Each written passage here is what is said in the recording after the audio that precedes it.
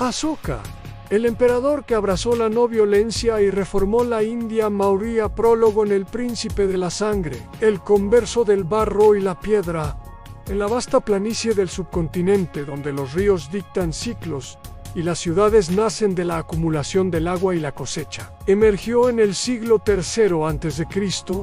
un monarca cuya biografía encarna una de las transformaciones morales más sorprendentes de la antigüedad. Asoka, llamado en las inscripciones Piadasi de rostro amable, fue en los primeros años un príncipe de la guerra y la administración. Tras la brutal campaña de Kalinga, se convirtió en el emperador convertido, partidario de la compasión y del Dharma como principio de gobierno. Gobernó un imperio que heredó de la obra de su abuelo Chandragupta y de su padre Bindesara, pero lo rehizo desde adentro. La coerción siguió existiendo, pero fue redimensionada por una nueva prioridad política: el bienestar público, la restricción de la violencia, la tolerancia religiosa y la promoción de la ética como herramienta de cohesión. Esta crónica se propone seguir el arco del hombre, su origen en la corte Maurya, la guerra que lo marcó, la persecución de la conversión, la implementación de edictos grabados en roca y pilar sus reformas administrativas y de bienestar, la proyección internacional de su política religiosa y la ambivalencia histórica de un soberano que hizo de la no violencia una religión de Estado, sin renunciar a la máquina imperial. Y orígenes y formación en sangre Maurya y aprendizaje en la provincia. Asoka nació probablemente hacia 304 a.C. Las fechas varían en las fuentes. Hijo del emperador Bindusara y nieto del gran fundador Chandragupta Maurya, creció en un palacio que ya no era el de la carencia, sino el de un estado que consolidaba su capacidad financiera, militar y administrativa. La familia Maurya había transformado el mapa del norte y el centro de la India en carreteras, reservas de grano, una burocracia en ciernes y una aristocracia de funcionarios al servicio del monarca. En ese ambiente, Asoka se formó no solo en las artes de la guerra, como correspondía a tantos príncipes de su tiempo, sino también en el manejo del aparato provincial. Se le asignaron gobernaciones, según algunas tradiciones, Ujjain u otras regiones occidentales, donde aprendió la logística del mando local, la recaudación y la convivencia con élites regionales. El carácter de Asoka, según la lectura que permiten sus edictos, combina una voluntad imperial práctica, capaz de administrar distritos y sostener ejércitos, con una curiosidad moral que aparecerá con claridad tras Kalinga. Antes de su conversión fue, como sus contemporáneos, apto para la guerra. Eso hace sólida la tensión entre su primer yo y el que vendrá después. No es conversión de débil, sino decisión de poder que se reorienta. Segundo, la lucha por el trono en intrigas, sucesión y la ascensión. 606-9-268 a.C. La sucesión Maurya no siempre fue pacífica, y las fuentes literarias posteriores, principalmente textos budistas y jainistas, junto a algunas tradiciones locales, sugieren que Asoka tuvo que disputar su posición frente a otros príncipes. Tras la muerte de Bindusara se sucedieron maniobras palaciegas. Tras superar obstáculos, según la tradición por la fuerza o a través de alianzas, se proclamó emperador alrededor de 268 a.C.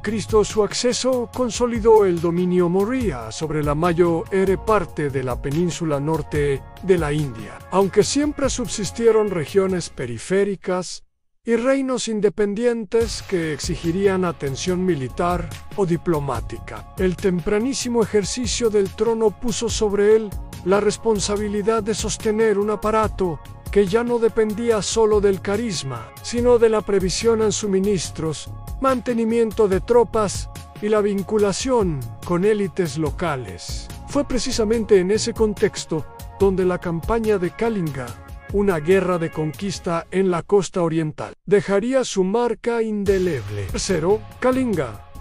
La batalla, la visión de la carnicería y el giro moral. C. En 261 a.C.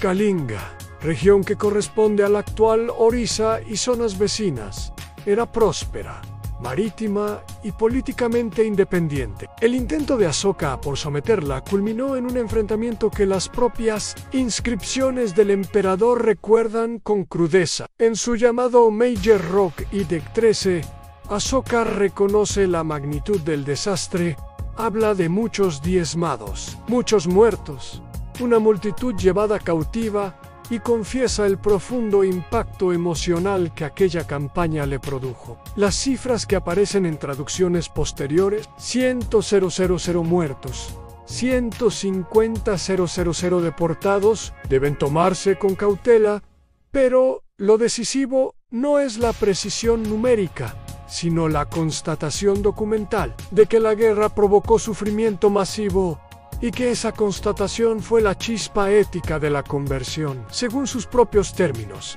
al contemplar las secuelas, Asoka sintió remordimiento. La empatía hacia los vencidos y la conciencia del costo humano lo impulsaron a buscar otro modo de hacer política. La guerra no dejó de ser una herramienta estatal, pero su uso fue radicalmente replanteado al la violencia ciega sería sustituida, en la medida de lo posible, por medios que priorizaran la preservación de vidas y el bienestar. Cuarto, conversión y patronazgo budista ande, arrepentimiento al Dharma como política, la conversión de Asoka al budismo, o, tal vez más precisamente, su adhesión pública y activa a un conjunto de principios éticos inspirados en el budismo, transformó su régimen. No es necesario suponer que dejó de ser pragmático.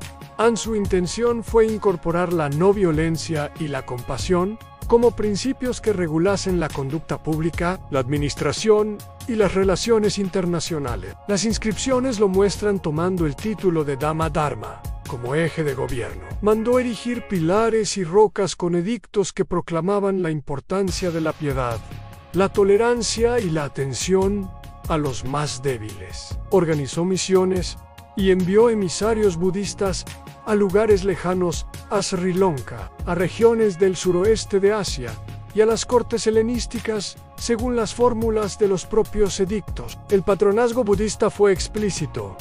Patrocinó stupas, monjes y misiones. Al mismo tiempo, transformó el sistema administrativo para incluir cargos orientados a la divulgación y la supervisión de la conducta moral. No se trató de una teocracia, sino de una orientación ética que permeó la administración. En lugar de prohibir otras religiones, promovió la tolerancia y el diálogo religioso como práctica de gobierno. 5. Los edictos a la voz del emperador en piedra y pilar. El rasgo documental más extraordinario del periodo Ashoka es la profusión de inscripciones públicas, grabadas en rocas y pilares por todo el subcontinente. Estas declaraciones, los edictos mayores y menores, son una combinación de moral pública, instrucciones administrativas y propaganda estatal. En ellos, Asoka legisla normas de conducta, exhorta a los funcionarios a comportarse con rectitud, manda a proteger la vida de animales, ordena la siembra de árboles y la construcción de pozos y hospitales, y prescribe la creación de dispositivos para la atención de enfermos y viajeros. Los edictos reflejan también una preocupación por la comunicación. El emperador dispuso que se registraran en lenguas vernáculas y en escrituras accesibles, Prakrit en escritura Brahmi y en algunas áreas Kharosthi, con lo que la voz real alcanzó a públicos diversos. La elección del soporte pétreo les otorgó perdurabilidad. La elección del contenido constituyó una nueva forma de legislación moral explícita. 6. Administración del bienestar, hospitales, caminos y atención pública. Asoka transformó prioridades fiscales y administrativas hacia un estado de bienestar pragmático. Sus decretos ordenan la construcción de hospitales no solo para humanos, sino también para animales. Instituyó casas de descanso para viajeros, plantó árboles a lo largo de rutas oficiales, mandó cavar pozos y condujo programas de alivio en épocas de hambruna. Creó funcionarios encargados de el Dhamma, los Dhamma Mahamatras, cuya tarea consistía en supervisar la práctica ética, mediar en conflictos y propagar la enseñanza de la compasión. Esa oficina no solo era moral, era administrativa. Intervenía en disputas, protegía a minorías y promovía educación pública sobre prácticas benéficas. Estos programas muestran una sensibilidad novedosa. El endeudamiento de la corte no se tradujo simplemente en ostentación. Fue invertido en infraestructuras sociales que sostuvieran la legitimidad imperial a través de beneficios materiales para la población. Séptimo, tolerancia religiosa y diálogo amun. Política pluriforme. Aunque Asoka se identificó con el budismo, su política religiosa fue notablemente pluralista. Los edictos repiten la idea de respeto por todas las religiones y exhortan a los súbditos y a los funcionarios a promover la convivencia. En varios pasajes pide que no se ultrajen las prácticas ajenas y que se organicen intercambios de conocimiento entre comunidades. Enviados especiales fueron comisionados para conversar con líderes de otras confesiones y para favorecer la armonía social. En la práctica, esa tolerancia sirvió a dos objetivos: la pacificación de sociedades multiétnicas y la consolidación de la legitimidad estatal sin necesidad de imponer uniformidades doctrinales. Ese pragmatismo religioso hizo del Imperio Maurya un paisaje donde se podía practicar brahmanismo, jainismo, budismo y cultos locales. La promoción del diálogo creó un capital moral que Asoka aprovechó para reforzar la cohesión social. Octavo, diplomacia y proyección internacional a misiones. Y la red geopolítica Asoka no confinó su visión a la península. Los edictos y fuentes posteriores hablan de misiones enviadas a los reinos helenísticos, los reyes griegos del oeste, a regiones del sudeste asiático y a Sri Lanka. La más conocida de estas misiones es la enviada al reino singalés por el hermano o el misionero Mahinda, según las crónicas singalesas, que habría resultado en la conversión del rey de Vanampilla, Tisa, y en el establecimiento formal del budismo en la isla. En los reinos helenísticos, la recepción fue variada. Las inscripciones de Asoka muestran su deseo de comunicar principios de no violencia y de bienestar, y su intento de cultivar redes del prestigio internacional basadas en la ética estatal, más que en la imposición militar. Esa política internacional tuvo resonancia, proyectó al Imperio Maurya como un actor que, pese a su tamaño, aspiraba a liderar mediante ejemplo moral y buenas obras, y no solo por la fuerza de las armas. Noveno, la norma y la excepción en continuidad del poder y sus límites. Asoka mudó profundamente la cultura administrativa, pero no pudo eliminar completamente las presiones tradicionales del poder. El aparato imperial seguía necesitando recursos en ejércitos para sostener las fronteras, funcionarios para recaudar tributos y una logística que a menudo exigía trabajo forzado. Tras la muerte de Asoka, hacia 232 a.C., el imperio no se desintegró de inmediato, pero la centralidad ética que él había impuesto se diluyó lentamente. Los Dhamma Mahamatras, las construcciones de bienestar y la política de tolerancia se mantuvieron en parte, pero sin el líder carismático que las promovía con fuerza personal, la maquinaria del Estado derivó hacia la normalidad política, con sus abusos y fallas. La fragilidad de la institucionalización plena de la ética de Asoka advierte una lección: la reforma moral depende tanto de estructuras, leyes, oficinas, recursos como de la voluntad personal del gobernante. Cuando la voluntad se extingue, los hábitos institucionales pueden persistir, pero su intensidad decae. La muerte, la posteridad y la declinación Maurya. Asoka murió aproximadamente en 232 a.C. Tras su muerte, el imperio fue administrado por sucesores menos vigorosos. El control sobre los márgenes del sur y del extremo este se fue debilitando con el tiempo. En menos de un siglo y medio, la dinastía Maurya entró en crisis y, en 185 a.C., el último monarca fue depuesto por un general que fundó la dinastía Sanga. No obstante, la huella de Asoka sobrevivió en sus edictos en piedra.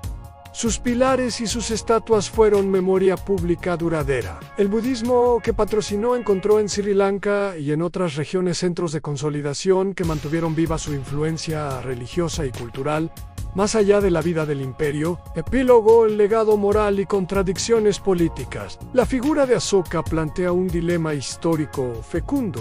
¿Cómo valorar a un gobernante que abraza la no violencia desde la cima del poder? Por un lado, su política de bienestar, su insistencia en la tolerancia y la institucionalización del cuidado sanitario y vial constituyen antecedentes notables de un Estado orientado al bien común. Por otro lado, su propio poder descansó en la maquinaria militar y administrativa que había heredado y que en el pasado había provocado la guerra de Kalinga, que lo transformó. La tensión entre la moral y la coacción es la clave para entender su reinado. Asoka no abolió la violencia estatal, pero la restringió y reencuadró dentro de propósitos civiles, legado religioso y cultural.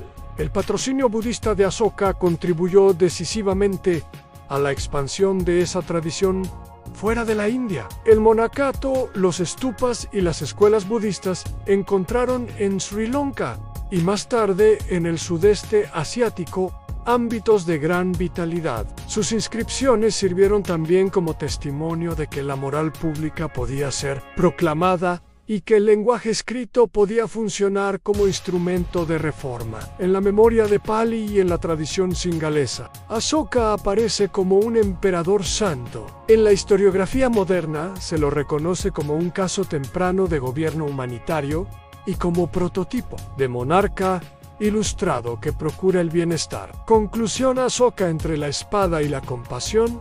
Una lección política. La historia de Asoka enseña que la política puede transformarse desde dentro cuando un gobernante decide redefinir los fines del Estado, de la expansión territorial, a la protección de la vida, de la imposición religiosa, a la tolerancia activa, del prestigio guerrero, a la construcción material del bien común. Pero también enseña los límites de la reforma top-down. La moral pública sin arraigo institucional profundo depende de la voluntad de sucesores y de la disponibilidad de recursos sostenibles. Asoka legó una idea poderosa, que la grandeza de un imperio no se mide solo por sus conquistas, sino por su capacidad de aliviar el sufrimiento y de promover la convivencia práctica entre creencias diversas. Así concluye la crónica de Asoka, el emperador que abrazó la no violencia y reformó la India Maurya. Un soberano que, tras contemplar la carnicería y el sufrimiento de su pueblo, decidió dar un giro radical a la maquinaria del Estado, orientándola hacia la compasión y la empatía. Este gobernante no solo buscó el poder por el poder mismo, su ambición era transformar la promesa imperial en un auténtico proyecto de bienestar público. Su legado continúa desafiando a quienes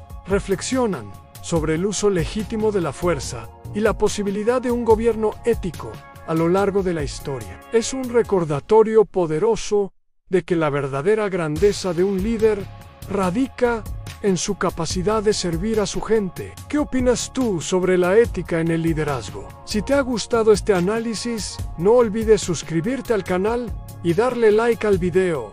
Tu apoyo es fundamental.